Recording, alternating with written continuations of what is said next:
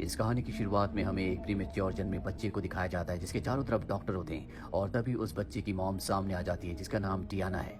वो अपने बच्चे की ऐसी हालत देखकर परेशान हो जाती है और अब इस घटना के 17 साल बाद डियाना को दिखाया जाता है जो अपनी बेटी के साथ रहती है। उसकी बेटी का नाम क्लोई है। क्लोई फिजिकली चैलेंज्ड है, वो चल नहीं पाती, साथ ही उसे अस्थमा की भी प्रॉब्लम है। दरअसल वो वक्त से पहले पैदा हो गई थी, इसीलिए उसके अंदर बहुत सारी कॉम्प्लिकेशंस है जिन्हें ठीक करने के लिए उसकी मॉम डियाना हमेशा उसे दवाइयाँ देती है ताकि वो नॉर्मल रहे। क्लोई बहुत ही इंटेलिजेंट है और उसका सपना है कि वो यूनिवर्सिटी ऑफ वॉशिंगटन में पढ़े, जिसके लिए वो फॉर्म भी फिल करती है। और कई दिनों तक इंतजार करने के बाद भी उसे कोई भी रिप्लाई नहीं आता। वो समझ जाती है कि उसे रिजेक्ट कर दिया गया है। अब एक दिन इनके घर में इनका ग्रोसरी का सामान आता है जिस वक्त क्लोई की मॉम फोन पर बिजी होती है।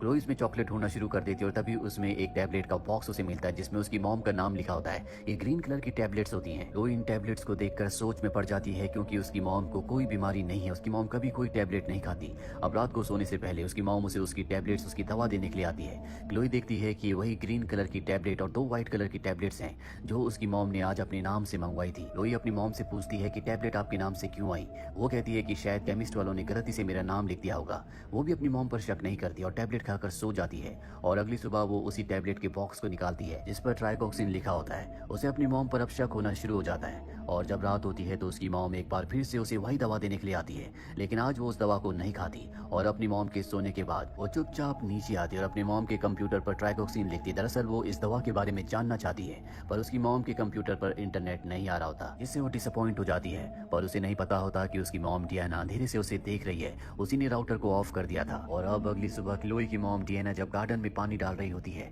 तभी क्लोई अपनी मॉम के बेडरूम में जाती है और उनके फोन से किसी रैंडम नंबर पर कॉल करती है। वो ट्राइकोक्सिन टैबलेट का नाम बताती है और कहती है कि आप इंटरनेट पर सर्च करके मुझे इस टैबलेट की, इस दवाई की इन्फॉर्मेशन दे सकते हैं। वो आदमी बताता है कि ये हार्ट की मेडिकेशन है जो कि किसी भी आम इंसान को नहीं दी जा सकती और ये लाल रंग की पिल्स है जबकि क्लोई की पिल्स हरी रंग की है। उसे अपनी मॉम के ऊपर और भी शक बढ़ जाता है। अब वो अपनी मॉम से कहती है क्या हम थिएटर में मूवी देखने के लिए जा सकते हैं। उसकी मॉम उसे थिएटर में मूवी दिखाने के लिए ले जाती है।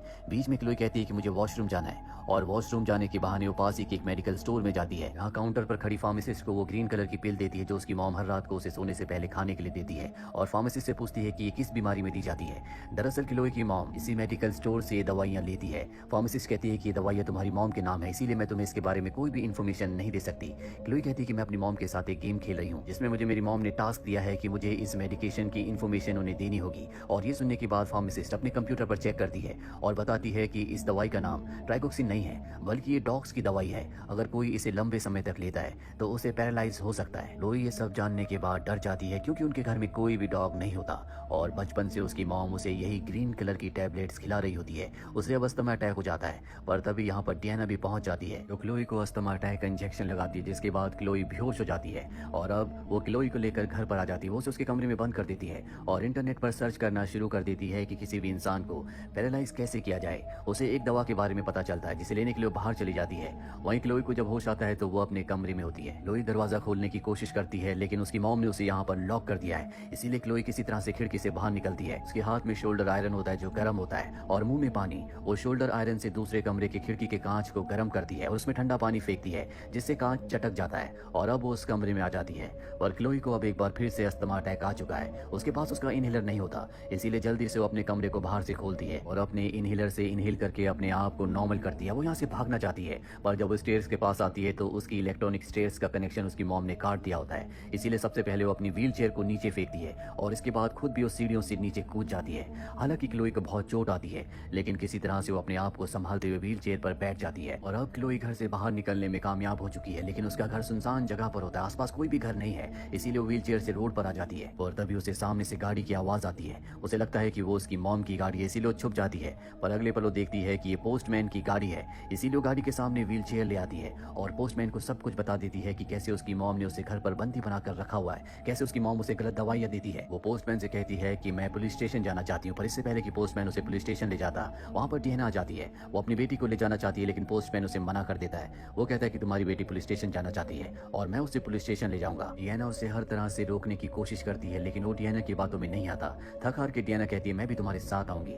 और अब इससे पहले कि पोस्टमैन क्लोई को पुलिस स्टेशन ले जाता डियाना पीछे से उसे इंजेक्शन लगाकर बेहोश कर देती है और जब क्लोई ये देखती है तो उसे एक बार फिर से अस्थमा अटैक आ जाता है। इसके बाद डियाना क्लोई को बेहोश कर देती है। है। और अब जब क्लोई को होश आता है तो वो अपने घर की बेसमेंट में होती है। उसकी व्हीलचेयर को जंजीर से उसकी मॉम ने बांध दिया था। साथ ही वहाँ पर एक काले रंग का लिक्विड होता है। डियाना ने ये नया लिक्विड क्लोई के लिए बनाया होता है ताकि वो उसे हमेशा के लिए पैरालाइज कर सके।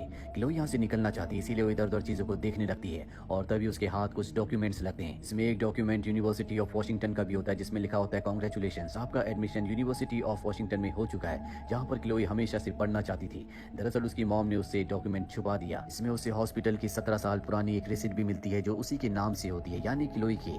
और उसमें लिखा होता है कि क्लोई एक प्रीमेच्योर बच्ची थी, इसीलिए पैदा होने के 2 घंटे 11 मिनट बाद ही उसकी मृत्यु हो गई। क्लोई को कुछ भी समझ नहीं आता। यहाँ पर उसे पेपर की 17 साल पुरानी एक कटिंग भी मिलती है जिसमें एक कपल का फोटो होता है जिनकी बेटी उसी हॉस्पिटल से उसी दिन अचानक से गायब हो गई।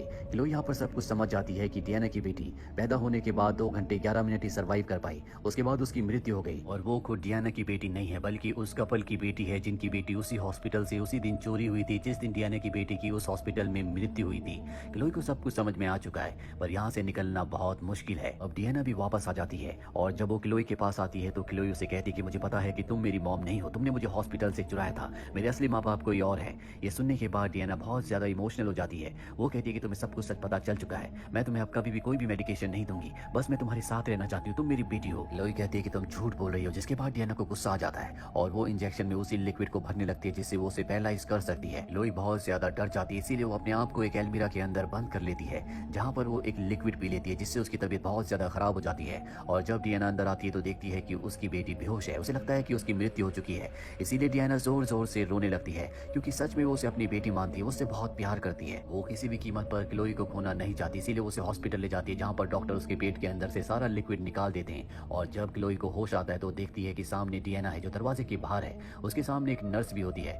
दरअसल डियाना ने क्लोई को हमेशा से पैरालाइज करके इसलिए रखा था कि वो हमेशा उसके साथ रह सके। और अब क्लोई अपने सामने खड़ी नर्स को इशारा करती है कि उसे पेन और पेपर चाहिए। नर्स उसे पेन पेपर दे देती है क्योंकि वो उसे लिखकर कुछ बताना चाहती है, पर तभी इमरजेंसी अलार्म बज जाता है जो डियाना ने बजाया होता है और नर्स को यहाँ से जाना पड़ता है। जिसके बाद डियाना अंदर आती है और अपनी बेटी के मुंह के अंदर से उस फूड पाइप को बाहर निकाल देती है जिससे उसके लिक्विड को बाहर निकाला गया था और उसे व्हील चेयर पर बिठाकर यहाँ से बाहर ले जाने लगती है। नर्स जब क्लोई के रूम में आती है तो देखती है कि क्लोई वहाँ पर नहीं है।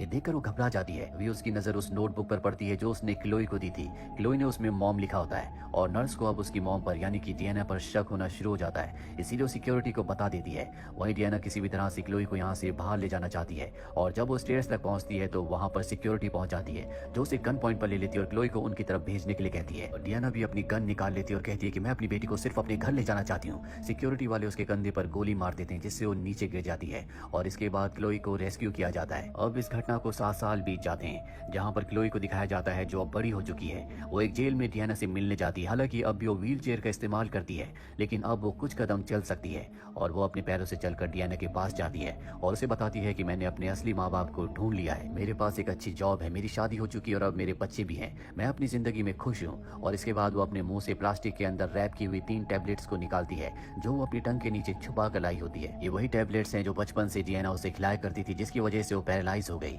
क्लोई कहती है कि मैं तुमसे बहुत प्यार करती हूँ और इसके बाद वो उसे मुंह खोलने के लिए कहती है। दरअसल डियाना को वो टैबलेट इसलिए खिलाती है ताकि वो हमेशा पैरालाइज होकर यहीं पर रह सके। और अब यहाँ से क्लोई वापस अपनी जिंदगी में अपनी दुनिया में वापस चली जाती है जहाँ पर उसके पास सब कुछ है। और इसी के साथ ही फिल्म ये कहानी यहीं पर खत्म हो जाती है। उम्मीद करते हैं कि ये कहानी आपको पसंद आई।